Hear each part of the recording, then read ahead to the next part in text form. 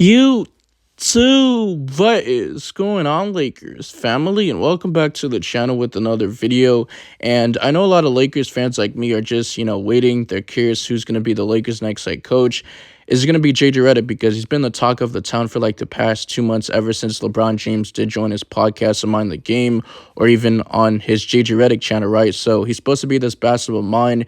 He's never been an NBA head coach. He's been a former NBA player, but he's been an analyst and stuff like that, broadcaster, and he was calling the NBA Finals, which is over. So the Lakers, they're doing their due diligence, going through the head coaching search, the assistant coaching search, and JJ Redick has been a possibility, right? But there's just no breaking news. Who's going to be the assistant coaches? Is it going to be James Borrego? Is it going to be Sam Cassell? Is it going to be former NBA head coach Scott Brooks? Or is it going to be former NBA player Rajon Rondo? So the Lakers front office has a lot of decisions to make between now and, next week, because literally we got 7 more days until the NBA draft does approach on June 27th. And today is the 20th as I'm recording this video. And not only that, doesn't the head coach have to get involved of what type of schemes, defensive schemes, offensive schemes, what they want to run on their team, and what system's going to be built around LeBron James, assuming that he does opt out and does negotiate a new contract. And also Anthony Davis is locked up till 2028. But anyways, today we got some NBA news involving Colorado forward Tristan da Silva. And he's reportedly generating interest from a handful of different teams ahead of the 2024 NBA draft. Not only that, Jeremy Wu of ESPN is reporting that the Memphis Grizzlies, the Sacramento Kings, the Miami Heat, the Sixers, and the Los Angeles Lakers have all expressed interest in Tristan da Silva. And Jeremy Wu's latest mock draft did come out having him being selected at the number 17th overall pick by the Los Angeles Lakers, but the high end of da Silva's range is reportedly number 9 to the Memphis Grizzlies. And to be honest, guys, I'm going to just keep it real. I know this year's NBA draft class is just considered weak based on, not having too many, superstar players that are not looked at.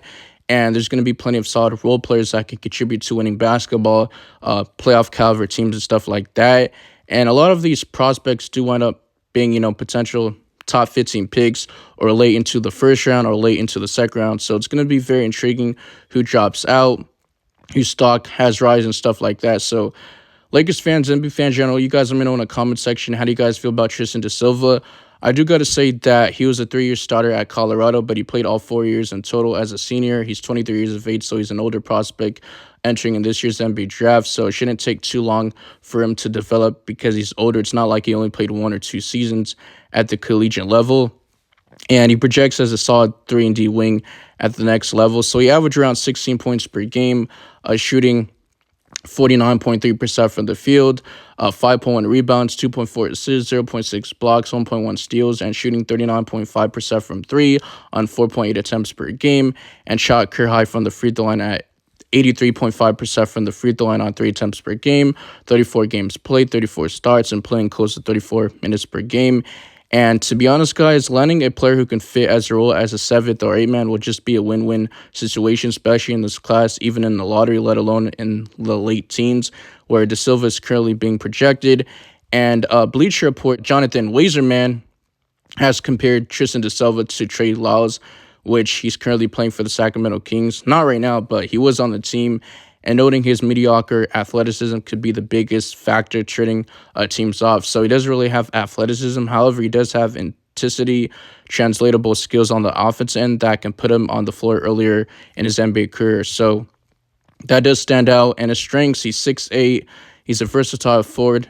That's his natural position. He can play multiple positions, 3 or 4. And he doesn't have to have the ball in his hands to be effective. So he can play off ball.